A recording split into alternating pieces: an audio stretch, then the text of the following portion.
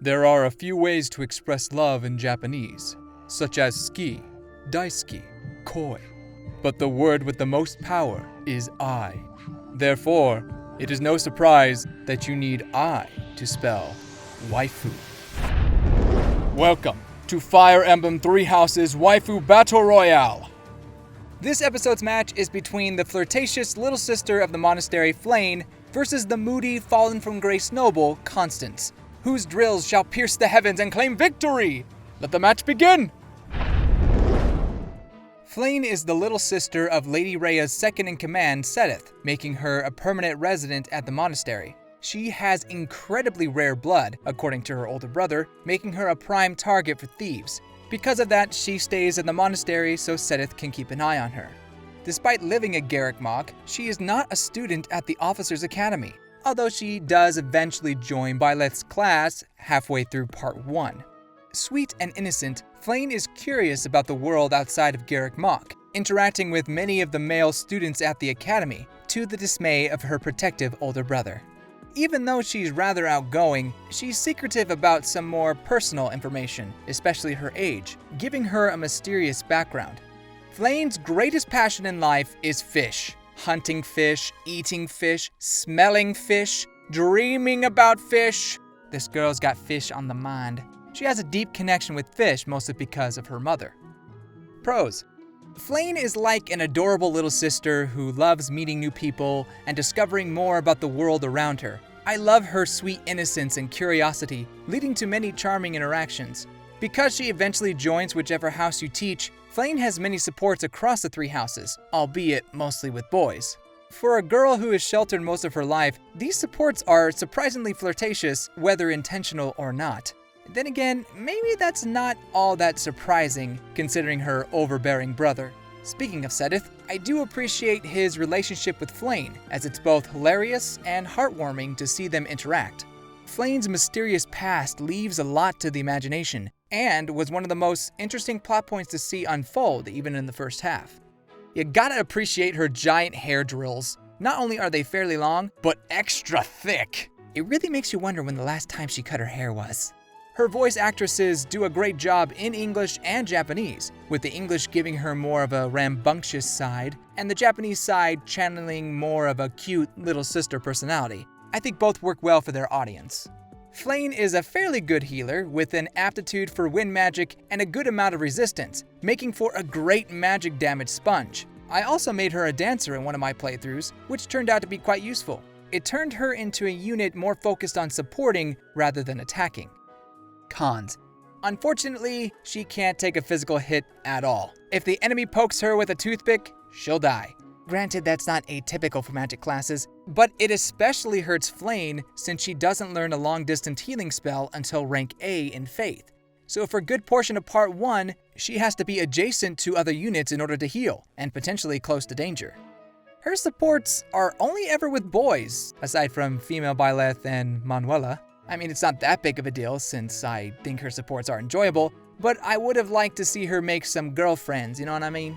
But I guess that means Flayn only has one thing on her mind. Doesn't she deserve to find her love in the vast sea of life? Personally, I'm not a huge fan of the adorable little sister trope, especially if they look young enough to land someone in jail. That said, I think Flayn stands out because she's not forcing herself to be cute. She's genuinely curious about the outside world and wants to make friends. I guess I'm just a little hung up on her lolly side. And lastly, if you don't like seafood, you have no chance with Flayn. Thankfully, sushi is in my top favorite food, so I'm good there. Flayn fills the cute little sister role that Elise and Sakura left in Fates. But she's more than a precious lolly with giant drills. She's a girl who's tired of being trapped in the monastery. She wants to see the world, make new friends, meet her soulmate, and eat exotic fish. Flayn wants to live her life away from her prison, so to speak. While I wasn't too impressed with her as a unit, Flayn's cute and outgoing personality made her a joy to interact with. I always looked forward to seeing the new ways Flayn would unintentionally steal the hearts of the male students, with Seteth seething in the background.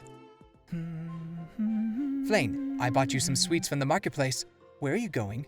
I'm going out for the evening, brother. Someone asked me out to dinner. What? Who is this scoundrel? That's none of your business, older brother. You would not approve of him anyway. Well, now I have to know.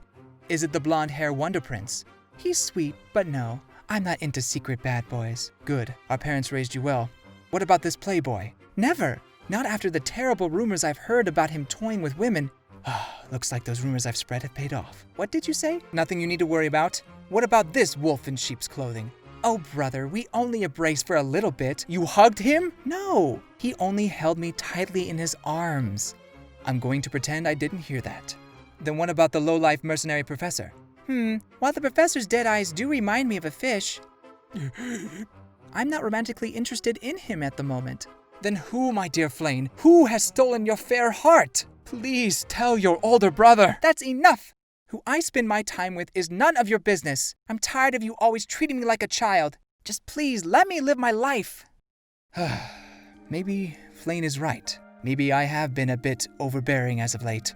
I'll take this opportunity to respect her decision, at least this once. Besides, after our little interrogation, I'm a little more confident that Flayn has good taste in men. So, why do they call you the Death Knight? It was my nickname in middle school. Fascinating. But is Flayn's obsession with fish able to take down the blonde Ojo-sama of the Abyss, Constance? A former noble of the Adrestian Empire living in the Abyss and a member of the Ashen Wolves. Constance's main goal in life is to restore her house, House Novell, to its former noble glory, and is always searching for new opportunities to gain worldwide recognition and restore her nobility. Unfortunately, she is the last known living member of her clan, so it's kind of a one-person effort. Confident and boisterous, she carries an air of nobility around her, similar to nobles like Ferdinand and Lorenz. Somewhat conceited and maybe a tad rude at times, but she values the responsibilities and duties of a noble to serve her subordinates, or at least as a former noble. Once she enters the sunlight, however, her demeanor completely changes. She remains talkative, but becomes completely self-deprecating and negative towards herself, using extremely polite language to anybody she speaks to. Constance graduated from the Ferdiad Royal School of Sorcery, fostering a love for magic experimentation. Since falling from noble grace, however, she has devoted much of her time to discovering new spells to not only regain her credibility, but also somehow cure her weakness to the sun. Pros. Her design screams high society, with her furry dress uniform, fancy fan, and tiny hair drills or twirls, whatever you want to call them. Although I say tiny, maybe they're more realistic. Her hair also hints at her dual personality, with the inside of the twirls being purple, quite the contrast from her blonde hair. Don't know how she dyes one side of her hair, but, I don't think too much about it. It's magic! Constance's hard work and drive to achieve her goals are admirable and oddly charming. It's kinda cute seeing her try to persuade others to assist her on her quest for nobility. Plus, for a pompous, noble woman like her, it's refreshing to see her working hard for her noble status. I also love her passion for magic, coming up with creative spells, albeit some more useful than others. Where some magic users are focused on reading and studying, Constance is more about experimenting and discovering new magic, for good reasons too, to earn back her nobility and cure her heliophobia curse. Not everybody will love Constance's depressed side, but I found it gave Constance another layer of depth to her tad overwhelming Ojo-sama side. The reason behind her sun depression is also intriguing. As she says in a support, the sun brings back painful memories. While Ashen Wolves don't have a ton of supports compared to the other three houses, Constance has a good amount of juicy backstory moments with a few of the regular students. These supports reveal many sides of Constance, to her love and admiration for Mercedes, to her silly attempts at gaining nobility. Constance as a unit is a flying glass cannon, solving one of the mage's greatest weaknesses, mobility. She has incredible firepower while also making a quick retreat. Plus, her DLC unique class Dark Flyer is the only magic-using flying class in the game, adding a sense of uniqueness to her character. Cons. Some might find Constance as a bit gimmicky in terms of personality. And Ojo-sama is one of the oldest anime stereotypes in the book, and her sudden change in the sun is never explained clearly, although I don't mind the ambiguity.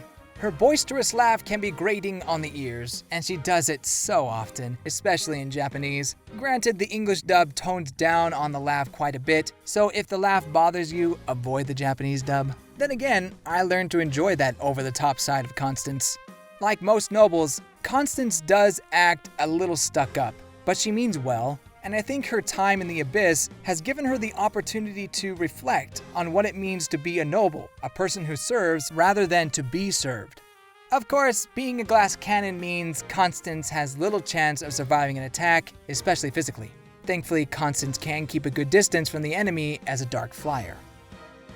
If you don't like the Ojo-sama anime stereotype, you'll probably find Constance annoying, especially her laugh. Honestly, that was my first impression. The Ojo-sama characters in anime and other media turn out to be more aggravating than charming for me. But as is the case with many Three Houses waifus, once you get to know Constance more, you see that she is more than an anime stereotype. She's a goal-oriented, bright individual who is determined to gain back her former way of living.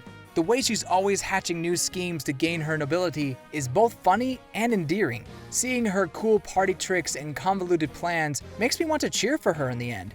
Hopefully one day, she'll discover the spell that will return her house's former glory and cure her heliophobia. If I add this here and use this spell to strengthen it... Complete! Oh, greetings, Professor. You came just in time to see my greatest creation yet. Oh! Oh, really? What sort of party trick have you come up with today? Party trick? My precious spells are much more than mere mediocre entertainment. With each spell, I take one step closer to restoring House Nouvelle to its former glory. Oh! Whatever you say. So what does this spell do? That's what we're about to find out. Wait, Constance, no! Presto! Well, how do you feel? Honestly, a little top-heavy. It worked! It worked! My magical brilliance knows no bounds! Oh! What did you do to me? See for yourself. Sweet mother of Saros. I look pretty good as a waifu. This spell will for sure earn me praise from around the world. Oh! That's great, Constance. Now change me back. I must show Edelgard this spell immediately. She might restore House Nouvelle's nobility right on the spot. Oh! No, please, change me back. Whoa, Professor. Do you mind if I transfer it to you? Not now, Sylvain. Are Constance's high society ways and charming schemes enough to take down Flayn? Or does Flayn's curiosity and love for fish unintentionally steal my heart? The winner is...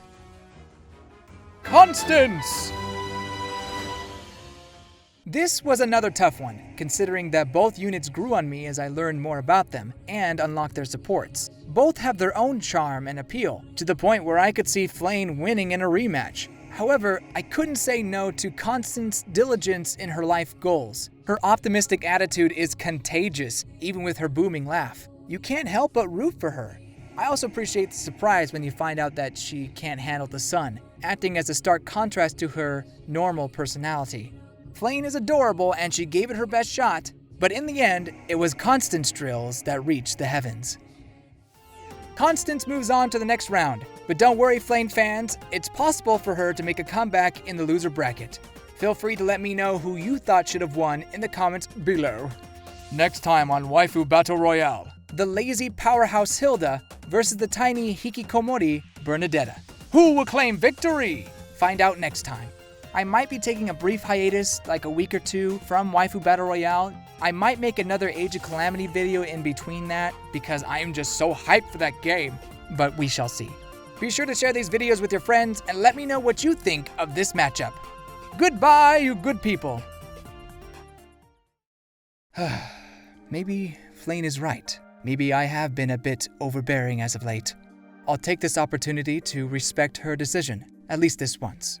Besides, after our little interrogation, I'm a little more confident that Flayn has good taste in men. So, are you more of a freshwater or a saltwater fish? Ooh, hot.